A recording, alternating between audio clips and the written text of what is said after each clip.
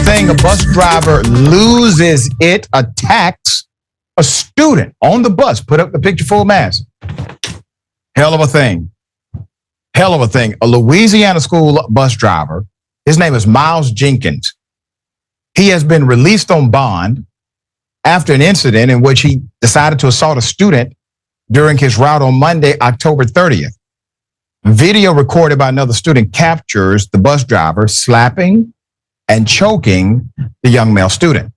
Jenkins is now facing charges of only simple battery, should be more. A driver for First Student, the school bus contractor hired by Jefferson Parish Schools, Jenkins is seen pushing the Marrero middle school student after the child attempts to leave his seat on the bus.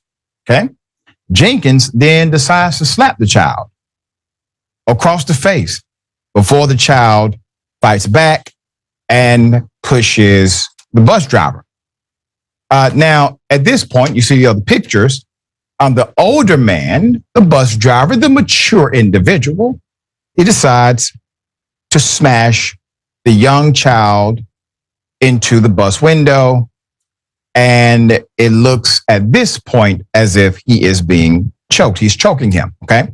A voice off screen yells for Jenkins to get off him, but he does not until a bit later, all right?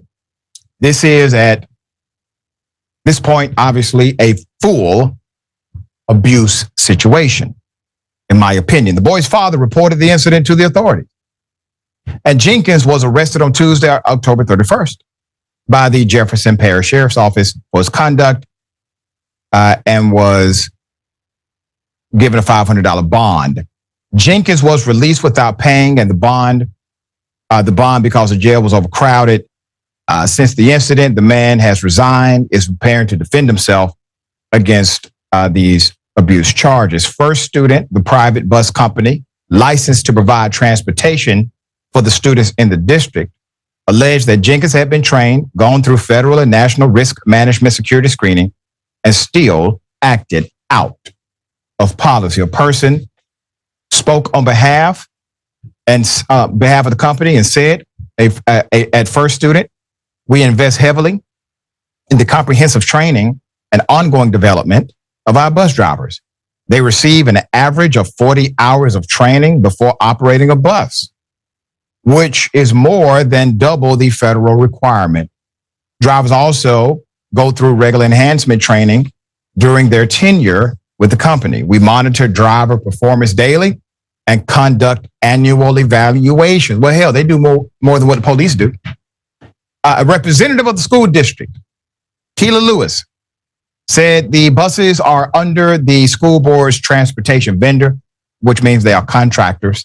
And all bus drivers who transport our Jefferson Parish School students undergo state and federal background checks, and added that there is training they must also undergo to work with kids. Once reported, district and school disciplinary policies are followed, and if necessary, appropriate disciplinary actions are taken. Lewis said the district also stated it would be working with the JPSO to ensure that justice is met for the child. Authorities are investigating the incident, have not released information regarding what led to the altercation. There is nothing. There's absolutely nothing that can justify an adult doing that to a child on a bus at all. Nothing. It doesn't matter. I don't care if there was something said, something uttered, doesn't make a difference. And when you look at the video, it is clear the bus driver, well, he is the physical aggressor. He is the example. He is the adult. He is the leader. This has, in my opinion, very little to do with training. For the most part, bus drivers, and I've had some great bus drivers are really cool. They connect, they talk, sometimes they're even funny.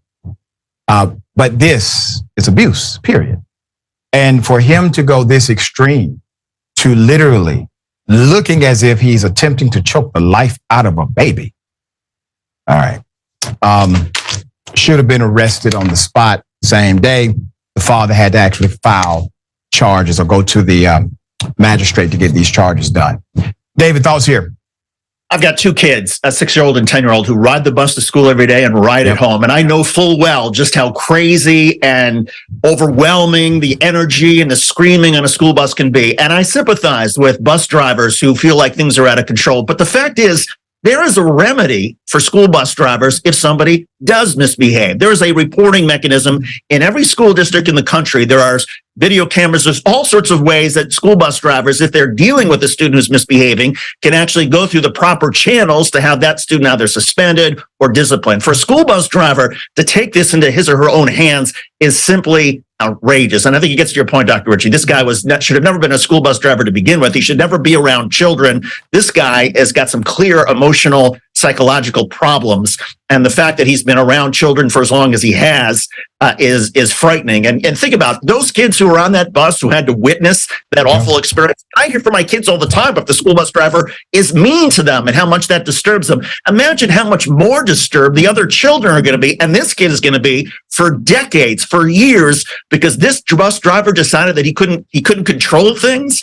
There are victims here, and it's not just the man who lost control. It's also the young man, the child that he attacked, and also the other kids who were on that bus. Yeah. And, bus drivers have a lot of authority. If they say, listen, this kid is suspended from my bus route, that's pretty absolute. I've never really seen a bus driver be over written on that particular directive. So if it was a problem, he could have simply made the order happen and said, this particular kid cannot ride on my bus again if there was a problem to that extreme.